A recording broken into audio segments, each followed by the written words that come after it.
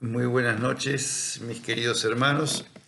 Nos encontramos nuevamente para reflexionar sobre lo que la palabra del Señor nos va a regalar este domingo, que es el domingo 26, durante el año. En el ciclo B reflexionamos un parrafito de Marcos en el capítulo 9, los versículos 38 al 48. Puse como título a esta reflexión: Yo escandalizo, tú escandalizas, Jesús escandaliza.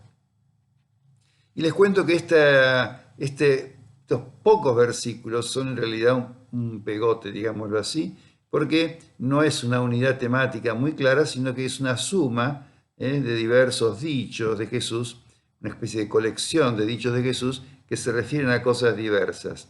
Brevemente, algo de cada una de estas tres partes, básicamente, en que se divide el texto.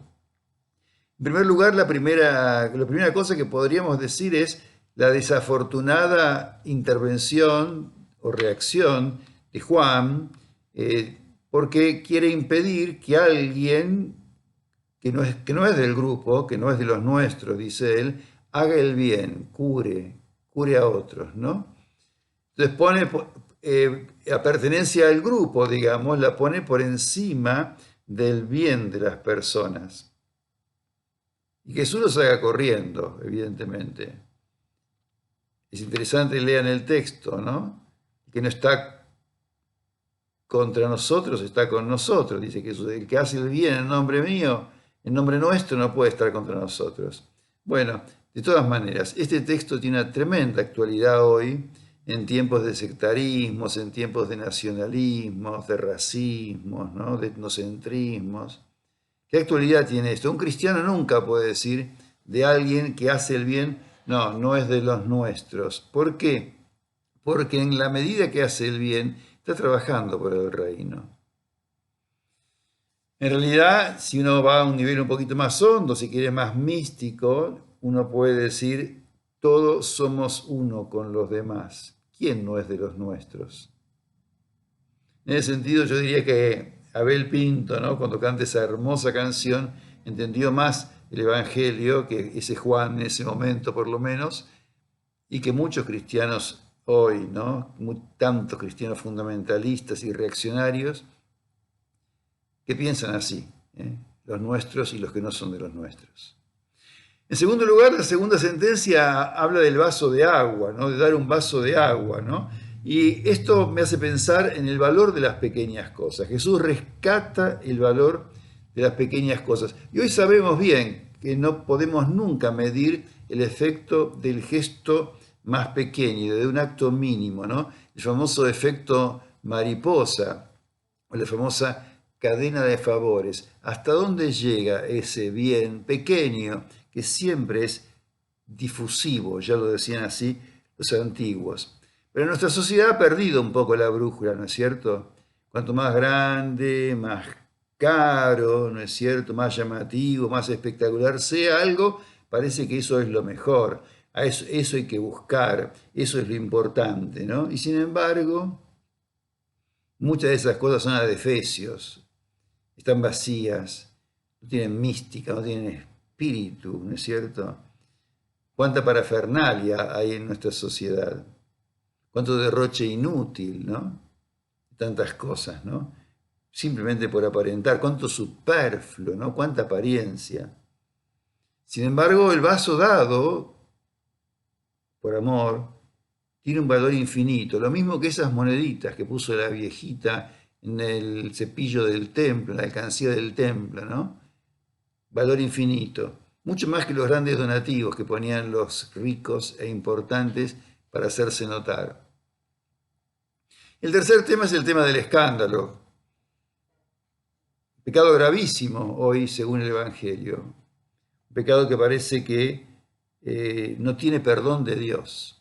¿Qué es el escándalo? Bueno, es hacer caer a otro, ¿no? Es poner una trampa a alguien, especialmente a los pequeños, ¿no?, a los inocentes, ¿no?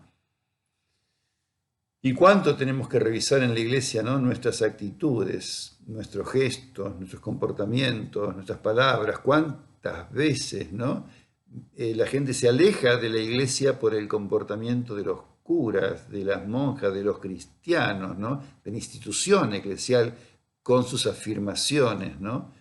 Que realmente muchas veces no tienen nada que ver con el Evangelio.